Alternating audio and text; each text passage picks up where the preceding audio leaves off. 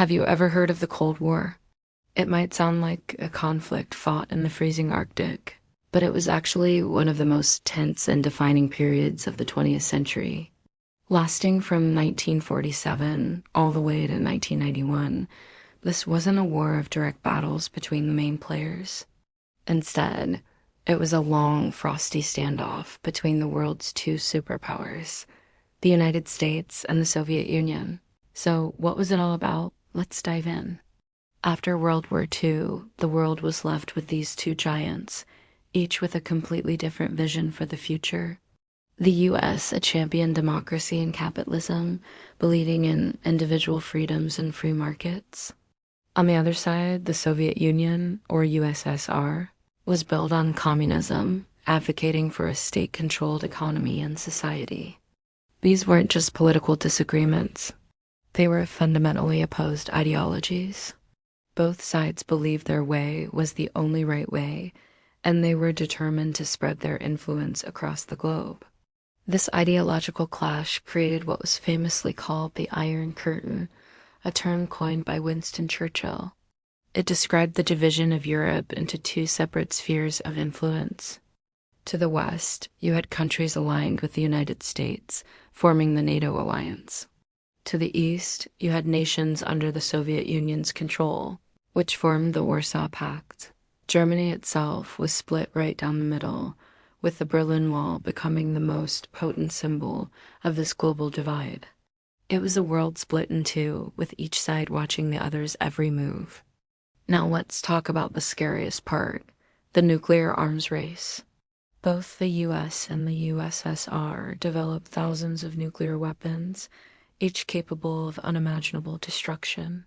This created a terrifying doctrine known as mutually assured destruction, or MAD for short. The idea was simple but chilling.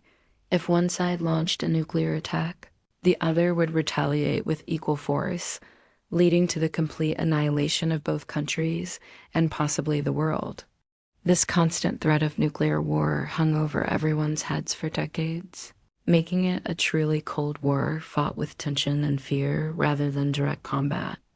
Instead of fighting each other head-on, the superpowers engaged in proxy wars. They supported opposing sides in conflicts all over the world, from Korea and Vietnam to Afghanistan and Latin America. It was like a global chess match, with smaller countries becoming the pawns in their larger game. They also competed in other arenas. The space race is a perfect example. When the Soviets launched Sputnik, the first artificial satellite, it sparked a frantic race to the moon, which the US ultimately won in 1969.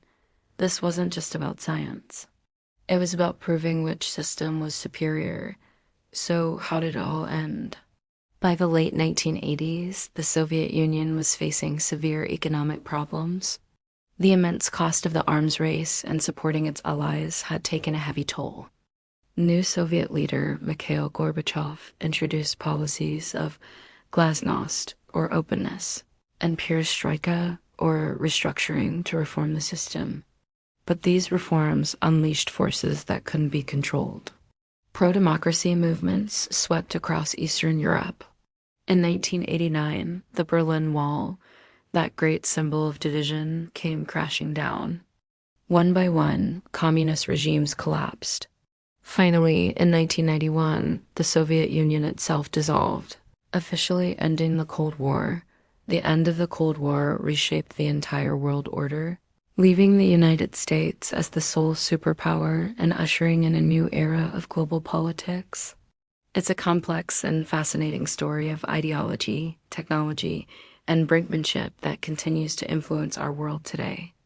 Thanks so much for watching. If you found this interesting, don't forget to hit that like button and subscribe for more deep dives into history. See you in the next video.